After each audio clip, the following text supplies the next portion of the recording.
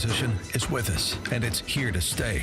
Global economics, technological changes at the speed of light, and social values that are changing faster than any time in the past. To help guide you along your journey in this fast-changing life, the show with a purpose: to empower, to enlighten, to educate, and to entertain.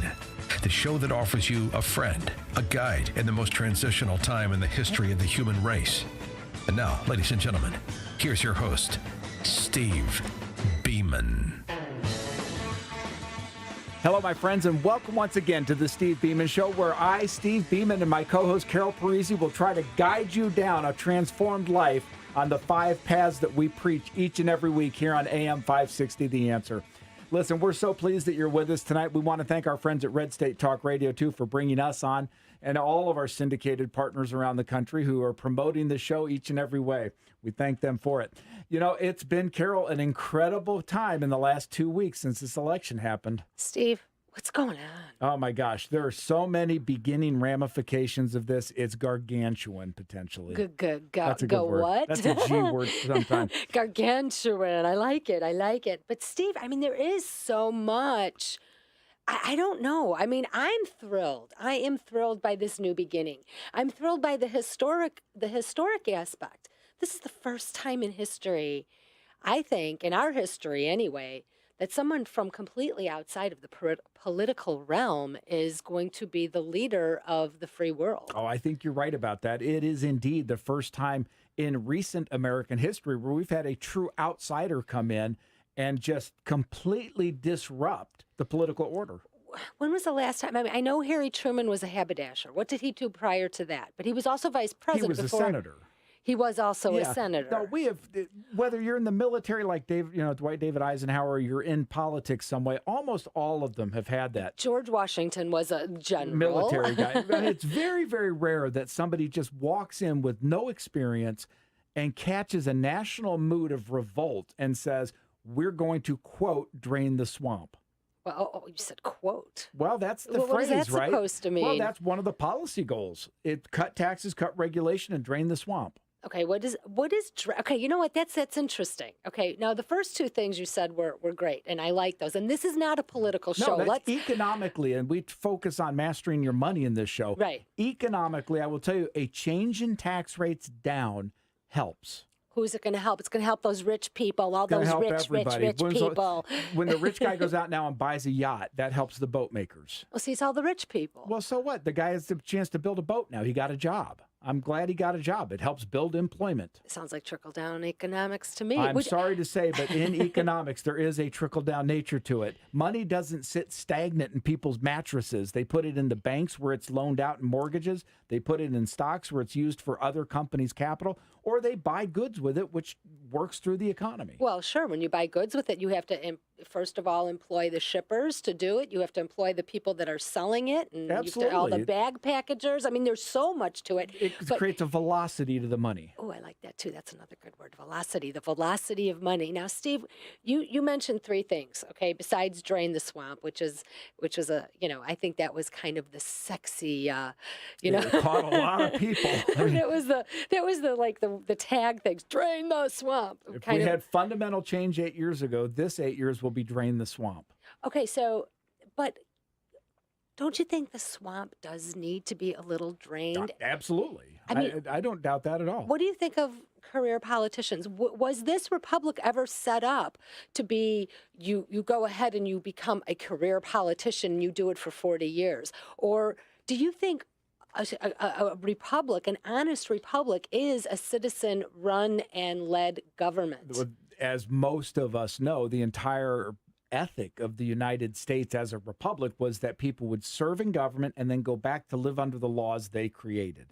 We've created the Dick Durbins of the world and the other lifetime politicians who go to Washington. They live above the law while they're there, and they never really come back to our way of life in our world. In fact, the example I've always given is George McGovern, who ran for president in 72, the poster child of the liberal left. Right. He came out after his loss to Richard Nixon and opened up a bed and breakfast. Yeah. He then went promptly out of business because he realized that the regulations he had promoted while he was in Washington served against the interest of private small businesses. Gee, unintended consequences. You know what, though? I do believe in my heart that I believe that everybody wants quote unquote the same for the most part. There are some radicals out there that want to have this utopian government. And believe me, I would love utopia too. I'd like to teach the world to sing. I get it. I mean, love I'd that. love everybody. We all have enough money. We all have enough resources. But here's that's not reality. It's not going to. And so in this first segment, which as you all know, we call Mastering the World, we're going to talk about directly the impact of Donald Trump on the geopolitical world at large, because I'm telling you, folks, it's big. The French have come out with their famous statement, now this is the end of Western civilization. The Chinese have come out on several different fronts and said they've condemned American democracy. They just came out in the last week and condemned Trump's statements about global warming being a Chinese conspiracy. What? Trump said that man-made global warming was created by the Chinese to dominate. It was one of those Trumpisms. Anthropomorphic. Yeah, Anthropomorphic. No, wait, Steve, now, I mean, you know what? This is, I mean, like our opener says, we are in such a time of transition. It's real transition. In fact, well, real quick, the Society just released, and we're going to talk about this later, but a new newsletter for our members called the Black Swan Report. And one of the things it talks about is the global response to Trump. If under Obama we had a shift in kind of our treaty organizations from Europe to Russia, Israel to the Islamic nations, and Japan and Australia to China, which we did, we're now seeing that completely unravel. Nobody knows who's doing what to who. Wait, whoa, hold on. Wait. Unpack that. What did you just say about Barack Obama's administration? Question. Say it again. He transliterated or transformed, if you will, our national, kind of our treaty alliances in Europe to be much less NATO-centric and more pro-Russian. Early on, when you remember the reset button and all that? I thought it was the Russians that were supporting Trump, according to That only came in the last years when the U.S. went against them in the Ukraine and went against them in Syria. So, but generally, Obama tried to make that shift. He shifted us from Israel to Saudi Arabia and the Islamic nations. We saw that happen. And he shifted us in the Far East from Japan and Australia to China. Not bad, but tweaked it so that we were a little more pro-Chinese than we were pro-free democracies in Japan and Australia. Now, let me just say something. I am not a huge fan of President Obama, okay? But listening to what you're saying, for as far as the Chinese go, isn't that I'm just asking. I don't know, because I don't know enough about it. I'm very ignorant in this. But wouldn't it be pragmatic, since China is becoming this manufacturing mecca? Wouldn't that be a pragmatic thing to do for a global economy? It is. That's why he did it. You can't. I'm not going to say those are good or bad shifts. You can make that judgment on your own. I'm saying they were real shifts. And bring it back to the Trump thing. What's happened now is all of those movements have been thrown up in the air. NATO doesn't think we're really behind NATO because he said we're going to redefine NATO. Japan's going, well, the U.S. kind of pays for us and the Philippines and the Korean militaries, but you're not going to pay for that anymore? But didn't you say China is very much in bed right now with Japan and the Philippines? Well, they're moving that way. They just took over the Philippines, but they're moving in that direction as the U.S. backs out. So what happens if this vacuum happens? And I know we're talking so geopolitical here, but it all is of important. These things It plays to your life. Doesn't it affect, first of all, it affects your life and policies that can be made and national security, but as well as finances, right? Well, if you're going to plan a retirement, if you're going to plan for college educations, if you're going to plan the tomorrow's nature of your money, you better be aware of this stuff because it does play out in a global economy. So that's why we talk about it. Where do you get your news from, Steve? All over, from everything from the New York Times, the Wall Street Journal, Investors Business Daily, Reuters, The Guardian, Moscow Daily, Pravda, China Daily, Japan Daily. I read a lot. And you also have an amazing memory because you I'm dialed in. You're dialed in, but you retain some of this stuff. I mean, some of the stuff that you're saying is like, maybe I heard that, a few months ago, but you retain it and you connect the dots. And that's what the value of this part of the Steve Beaman show is, because this is real help, real people, life-changing things, and safe. Is a great thing because it helps to tie all this in a nice package. We're trying to get down, Carol, to your phrase, where the rubber meets the road in a person's life. And we're trying to say to them, you can live the life you want. And no, it's not Tony Robbins hype of feel good. It's real. It's get the knowledge, put that knowledge into action, And there you've got superpower, and we believe people can. So the Master Your World teaches you what goes on around the world. Master Your Mind teaches you what happens in your own life.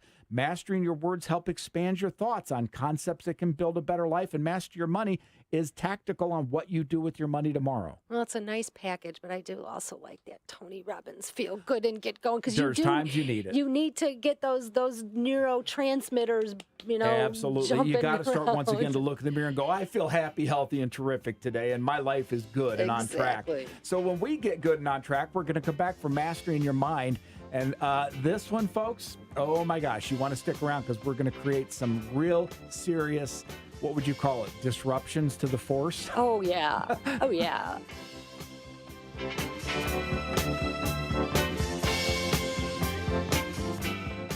Hi friends, Carol Parisi here. If you're like me, you're always on the quest for improved sleep and more energy. I discovered the secret to getting this. It's tart cherries and their restorative powers. It's been found that tart cherry juice, like the Cherry Bundy brand, could help to relieve aches and pains, provide faster muscle recovery, and help you get a good night's sleep. The science shows that tart cherries and Cherry Bundy are rich in antioxidants that help reduce inflammation in the body. These antioxidants also work to reduce exercise-induced oxidative stress to help your body recover faster. Tart cherries also contain naturally occurring melatonin, known as a key ingredient to a good night's rest. To learn more about the science behind tart cherry juice, check out choosecherries.com. It's full of data from independent research studies. My favorite tart cherry juice brand is Cherry Bundy, which you could find at cherrybundy.com, spelled CHERIBUNDI.com. And tell them Steve and Carol sent you.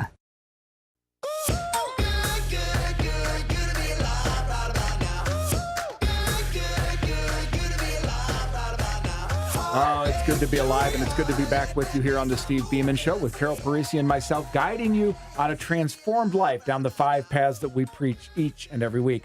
Hey, this week, okay, we're going to step into it. You know, you guys have watched the media like we have, and there's an awful lot about the snowflake generation that's coming out, which somebody scolded me on that and said that's not fair. A lot of that generation's also serving in the military, and kudos to them.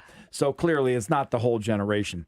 But there, we've seen in the colleges and universities and high schools around the country a breakdown of the 5 paths. They've broken down spiritually, they've broken down emotionally, intellectually, physically, and financially. We have to start to look to the root cause of this. I need a safe space. This is a safe space. I'm so upset. I can't. There's no more believe safe space in the Steve Beaman Show. We don't offend anybody, but here we go. Did you see Miley Cyrus? No, I don't know. Oh my gosh. Okay, here's the deal. You could show me a picture of that person. I wouldn't know who it was. Oh, okay, all right. But anyway, okay, some of the pictures are pretty obscene. Well, that's enough. Okay. I am so behind anybody deploying their First Amendment right. Okay, if there's an issue. But was this election not held fairly? What are they protesting? And why are they having meltdowns? That's why we're talking about it, Carol, because the topic of our little segment here is parenting on the 5 paths. Right. Because, okay, this is deep stuff. I told Carol we were doing the pre-show, and I said I just finished reading a very thick report from a psychiatrist talking about the transition in our culture from parents of old to parents of new. And what it highlighted is the fact that parents today do not provide any measure of emotional or intellectual discipline to their children. That's a broad brush. There's a lot of. Here's what I think. And yes, this could be 20%, 80%. Yeah, who knows? There's definitely a situation which we've created in our society where we're so busy with all this stuff and 2-income households now and everything. I don't know if families are spending the quality time. And let's face it, how many families are broken families? Well, divorce is more than half the kids. And it's okay to have babies on your own and not have a father and just kind of roll and let all your friends raise your kid for you. So what's happening then in aggregate is kids grow up and they get disciplined for their behaviors. If they steal or fight, they get disciplined for that. Do they? How? Generally, they get told, go take a time out. But when they throw a tantrum about getting told that, the typical response from parents now is to feel bad for them. Oh, I didn't mean to upset you.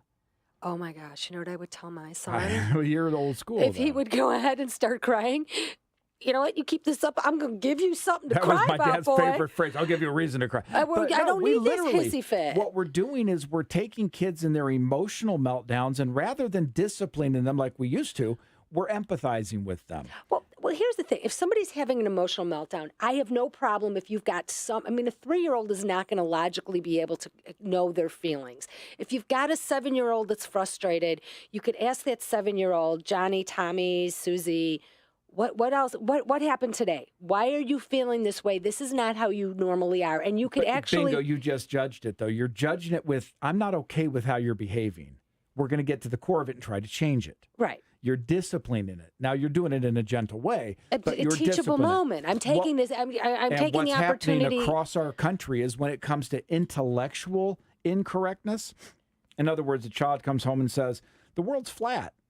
The parents don't say, what are you thinking? Get your head screwed on straight. Why do you say that, son? Maybe you're right. Maybe, Well, see, now I would be open to hear a discussion on that. I absolutely would be open. Where it would break down is when the discussion loses its logic. Well, and then it becomes, don't be silly. Right. Remember that when we were all growing up and the parent, don't be silly. The fact is, kids don't have the judgment to always make these decisions, and we're not giving them the intellectual and emotional foundation to grow up into fully, exceptional adults. I'm going to say something, though. I mean, I look back to when I was a kid, and I had very loving parents, but they were so strict. They were so strict that I was never allowed to do anything. Subsequently, when I became a young adult and no one was around, I made up for a lot of lost time. I got news for you, Carol. We all made up for lost time, even if our parents weren't strict. See, we now, all go through that. I mean, in the Amish community, right? Oh, yeah. When a child turns 18, they give them, I forget the amount of time, 2 or 3 years. What's that called? There's a name for it, It's called too. the jerk-off period. No, but there's a name in the Amish that they give them this. They literally can go do anything they want. They're not bound by Amish law. They're not bound under anything. And then they bring them back, and if it's a conscious choice to rejoin the church, they do. My point with that is young people innately go through this transition from 18 to 23 or 24 where they're going to do stupid things. That's how they learn. But the strict parents, as an adult, you grew up to understand them. And you grew up to be emotionally disciplined and intellectually disciplined. You understood how to think. You weren't afraid to hear a different side of you. The kids today don't get that. Well, and that's so sad. And again, not all. There's some good parents out there. There are some great parents and kudos out there. to you. I mean, yes. I just find it to be sad to see these people having a meltdown over something that didn't go their way. I think the University of Michigan was handing out Play-Doh and color books to college kids. These are kids that 50 years ago were on the beaches in Normandy. Right. And now we're going to give them plate. I mean, and again, I get expressing your feelings, but you have to understand if an election is going to disrupt your whole life that much, what happens when you have a personal family incident? Or a job that didn't work out, or a car bump accident, or my mom died when I was 17. Right. Let's be realistic. We all have life issues that happen. And when we're not preparing young people to deal with life itself, that doesn't bode well for the future, which is one of the reasons that I've told you I'm not euphoric at this point about this election thing. I'm cautiously optimistic because underneath all the politics is our culture. There's a lot of stuff. There's a lot of culture. And now let me ask you something. What do you think is the biggest problem with the culture? And you're a father of 6 amazing young people. Your children are... I'm very blessed. I'm very proud. But you know what? It speaks volumes to you. Like President-elect Trump. Look at those kids. Right. Those kids are amazing. I mean, you know what? I know a lot of people that grew up with a lot of money, and they took some crazy paths along the way. So how do you, as a parent, let your children, give them roots and wings? What would you say where the rubber meets the road on that? How do you give your children roots and wings? Because kids need to be free to make their own choices, I'm going to sound like a broken record. I'm going right to the 5 paths. Okay. And I'm going to try to raise my children to be intellectually, emotionally, spiritually, physically, and financially well-grounded, teaching them along the way on each of those paths. If they get off base on their emotional path, I'm going to tell them straight up, you're off base here. you're not doing the right thing. You're behaving in a way that's not acceptable as an adult. Now, the other thing, and this is something in raising kids, and most of us have learned this, but to love each child for their own uniqueness. That's kind of, I mean, I have one. So it's like, I will have tell you, nothing to I have compare that 6 to. individual lives. They Right. have different interests. They have different loves and hates and dislikes. Do you ever compare them? I can't. Okay. They're not. You know how my parents disciplined me? My brother was the perfect one. I'm the rebel. Okay. Still am. Why can't you be more like your brother and listen? Oh, you know Because what? that I've ain't who I probably am, said in man. the past, your brother would never do it, your sister would Oh, never so you do do but that. I admit I'm wrong doing it Yeah, because that's- they're all different people. Right, But I okay. think, and again, it goes back to the core of the 5 paths. On the emotional path with my children as they grew up, I wanted them to know what it's like to handle defeat.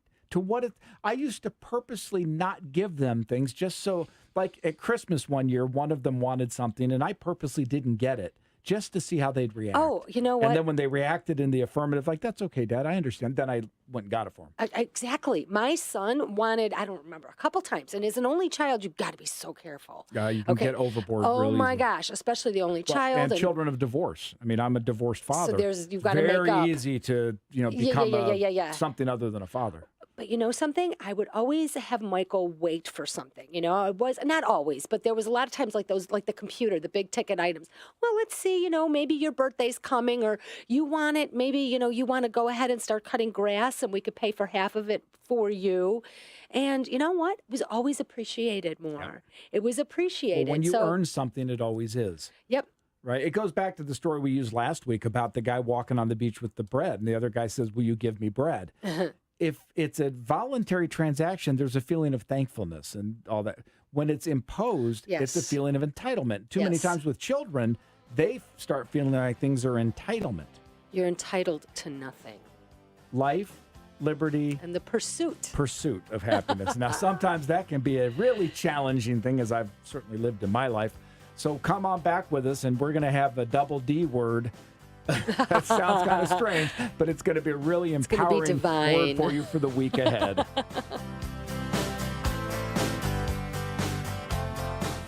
A funny thing happened over the past years. Responsibility for retirement got shoved onto your back. IRAs, KIOs, 401ks, and all the other alphabet soup of investment options were thrown to you with the happy statement, you're now in charge of your own retirement. The problem is, money doesn't come with an instruction book. Well, here's the instruction book with no biases, no conflicts of interest, a pure purpose to promote and provide financial education. Welcome to the Society to Advance Financial Education, a 501c3 not-for-profit organization created and sustained to help you, real people in the real world. When you need a friend in finance, someone to explain things and make them understandable to you, you need SAFE. We have spoken to hundreds, thousands of people in transition, men and women dealing with retirement, college planning, divorce, death, transitions of all kinds, and we are there to help. Visit safefinancial.org on the web and become a member. Let our educational tools help you.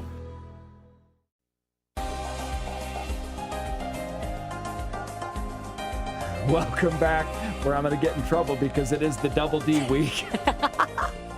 Oh, baby. I don't know. I shouldn't even go there. It's a huge day. Anyhow, we are, as we do, going down our words of empowerment and strength and prosperity. We've got 2 words for you that link together today to, I think, really create a thought-provoking idea. Well, okay, these 2 words are great. Both of them are great. They're huge.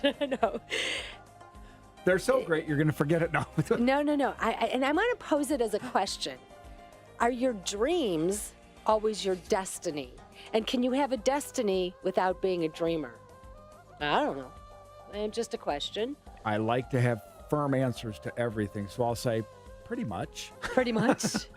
Yeah, I don't know, Carol. We talked again in the pre-show about this stuff. I believe your dreams may not always be your destiny. Too many things come up in life. Too many transitions happen. What you dream as a young person will change over the years, where you end up is usually more, I think of things in the stock market. They're long-term trends and then intermediate little blips. I think of our dreams From the sometimes as the investor. intermediate little blips, and our destiny is this long-term trend. I love that. But as a personal trainer and having someone have a dream of losing weight and being fit, they can arrive at that destiny by taking the proper Absolutely. actions. If they use free will, which we've been granted, and they use Right. proper decision theory, and they come to the 5 paths and make good decisions, then yes, your dream can become your destiny. Now it's a triple D, because your dreams multiplied by your decisions could equal your destiny.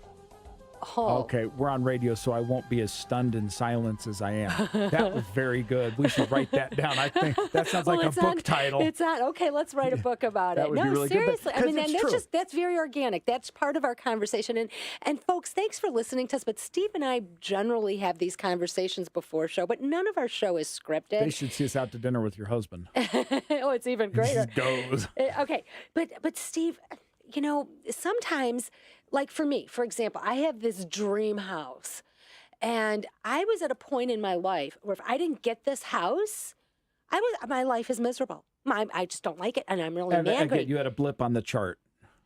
It wasn't your long-term destiny. But see, that's the thing. Sometimes we delude. We transpose those things. We all the time. delude ourselves where it's like, you know what? Look at the big picture. I always had a dream of being married and being a wife and a mom and having the big house. Guess what? 3 out of 4 ain't bad. Well, and you never know what could happen tomorrow, and Well, that's and why you know what? You start looking at things, especially in this state with the taxes, buddy. It ain't no but picnic. we'll put it in kind of this term: your dream is what you look forward to. Yes. Your destiny is where you arrived when you're looking back. Oh, say that again. Unpack that. That's kind of deep. Go Okay, ahead. so your dream is looking forward to Forward. what you want, where your destiny is having arrived looking back. In other words, I don't think you know your destiny until you're there. And then we look back and go, it must have been my destiny. I hear that. It's so funny. Sometimes the things that we do in our life will take us on a path that we never even thought we would be on, but it gets us to a place where it's like, oh, wait a minute. This is even better than I imagined. Now I imagine doing something like this, but oh my gosh, what I'm doing is amazing. And you know what I believe, Carol, is that the end result of that is all determined by how we handle it, not by the events that took place. I was sitting at McDonald's today, and I'm having a cup of coffee, and I'm looking just at the little placemat they give you, and it's talking about a career at McDonald's. And it got me thinking, what would my life be like when I was young had I taken that up? Okay. I guarantee you I'd be in the same space I am now generally. I'd be happy. I would have succeeded because I would have worked hard and I would have believed in what I was trying to do. I would just probably be a McDonald's owner. What was your first job? My first job was a stock boy at Kenny's shoe stores back in the day. So you worked retail too. I was a stock girl at Crawford's department store, and then I worked in the fitting room, and then I went ahead and got on the sales floor, and maybe that's what gave me my love for clothes. With Just that kidding. and the fact that it's in your blood and DNA. You guys need to get to know Carol. We used to joke when we started the show we were going to show her shoes every week. Yeah. Because she has an unlimited number of pairs of shoes. It's bad. I'm going to start selling stuff on eBay. Yes. Anyway. The Steve and Carol eBay show. Yeah, we could, Steve. Hey, but no, I mean, how, we have to get our dreams in order, but the decisions we make, and we have to make good decisions. Now, do you think bad decisions sometimes will get us to our destiny too? Absolutely, because the destiny, we're looking in the rearview mirror. We often blame our destiny for our problems, right? Oh, there was nothing I could do about it. I was destined to be here. Baloney. Oh, I hate when people say Your that. decisions put you there, and then you're just blaming. We all end up where we decided to be. You know what I love when I'm coaching folks and they're like, well, I can't do this and I can't do that. And Then you can't. And it's like, you know what? You're right. And they look at me like, oh, it's like, well, listen to your self-talk. Listen to what you're saying. I mean, stop Carol, it. I may end up dead broke. I may end up wealthy. I don't know the end game here, but I know either way I end up, You're going to be happy. I'll be happy because I made the decisions that got me there. You know what? Money doesn't make you happy. We've had this conversation. Money makes you already Comes who you in are. pretty handy down here. I'm very It's a wonderful pro-capitalist. life thing. I like money. I do. But I think if you just chase money as an end goal, I think you may end up unhappier. If you, I've told you I know 2 people who did that, and they were both miserable. They were very wealthy, but they were very miserable. But you know what? As it relates to money, each and every week we come to you with the Master Your Money segment, and we're going to talk about how to make you money because you know what? all of the other life skills you may have, whether you can use can openers or whether you can do other things, that's an inside joke. Mastering your money is kind of important. So we want you to stick with us and learn how to master your money now. We just finished tax time, and I know, like me, many of you are thinking, wow, this gets more complicated every year. I'm Steve Beaman, and my friends at Beaman Associates have been helping individuals and successful businesses for over 20 years. In construction, they say measure twice and cut once. In accounting, trust me, research and plan before you act. When you need powerful tax and accounting advice for you or for your business, contact Beaman Associates at 630-653-3510. Visit Beaman Associates. Now, back to the Steve Beaman Show for insight on your money and the nation's financial future. Welcome back, my friends, to the Steve Beaman Show, where Carol and I are just traveling down our journeys. We talked about the double D word, which became a triple D word. Yeah, but that was a statement. But Dream Steve, to decision to destiny. Very good. But anyway. Steve, okay. We are in transformation. There is so much going on in the world that does affect our monetary policy and our money and our investments. You had a word when we were talking, stagflation. Yes, indeed. The Society to Advance Financial Education, which is the 501c3 that I chair, is constantly looking forward to say, where are we headed? What's the transition that's going to take place? Good, bad, or indifferent?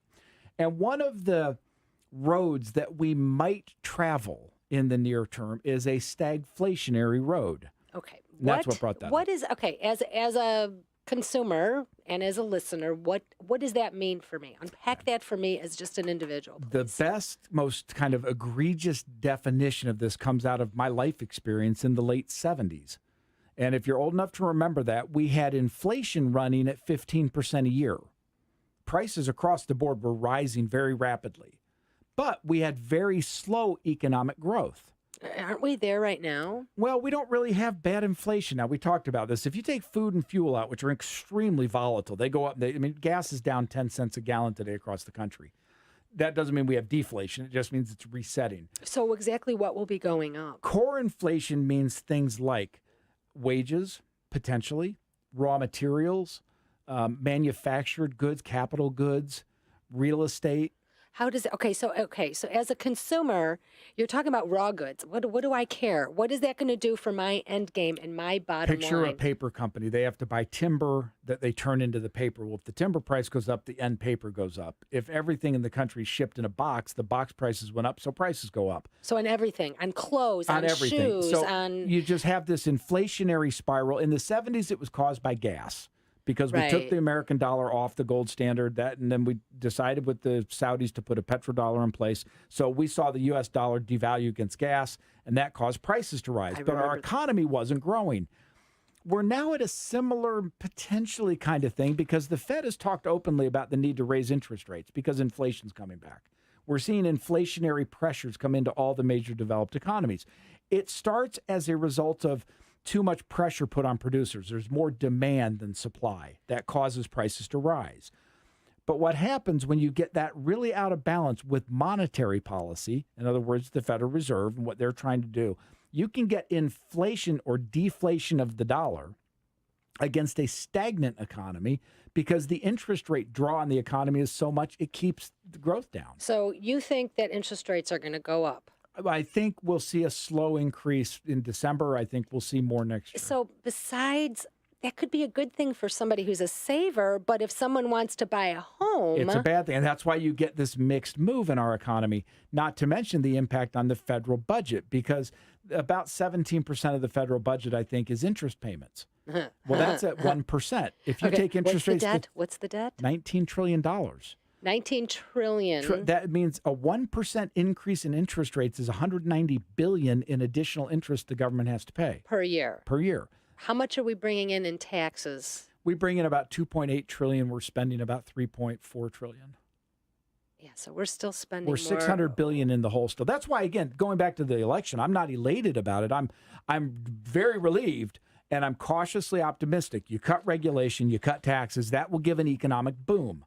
However, when you bring in that other dimension of, well, that's going to take interest rates up, which creates bigger deficits and drags down the. How does this end up? It could be a stagflationary. Is it going to be position. a black swan event? Yeah, Carol's highlighting the society has always been looking for ways to give our members better service. And we just introduced to our membership something called the Black Swan Report. This is a monthly look at the world around us, geopolitically, economic, and financial, to say what are those events you need to be monitoring now that will potentially affect your economic life. If we look at some of the things this month I highlighted, we talked about how terrorism is still the number one geopolitical risk. There's no question about that. But it comes down to Russia abandoning the International Criminal Court, or the vote coming up in Italy that they might leave the European Union. Italy's talking about. Absolutely. They have an election coming up in a week or something. So it would be like the Italian Brexit. Exactly. Those are big things. Wow. So what would that do to the euro? Well, against the euro will devalue against the dollar, right? Okay, but Italy does not even. Does Italy still have the lira, its own currency? I don't believe so. That was one of the unique things about Great Britain is they kept the pound. They kept their pound, right? Most of the countries didn't. So this is potentially disruptive stuff. You look at the International Monetary Fund and their loan to Egypt, $12 billion. That's why? Where's it going? What's it going to do to the Mideast? I'm sure everybody knew about the International Monetary Fund loan to Egypt. You got to listen to this show, folks, because Steve has stuff on here every week that I don't live in a box. I don't watch soap operas. So how does that affect me as an American?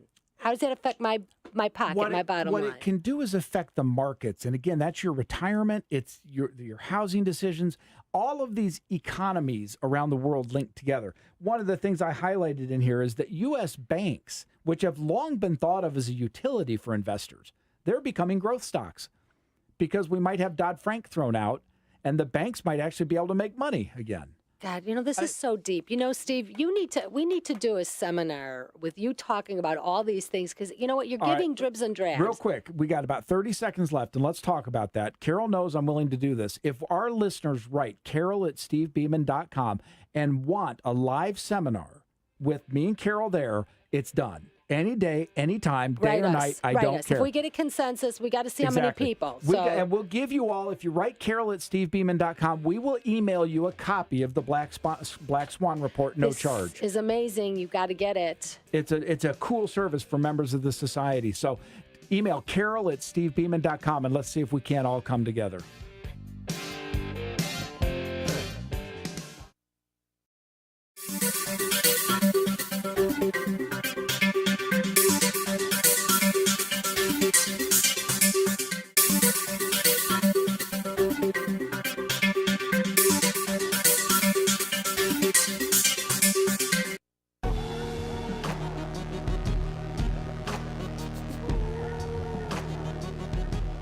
Welcome back to this great edition of the Steve Beaman Show. This is Carol Parisi, and Steve and I are just having so much fun here today.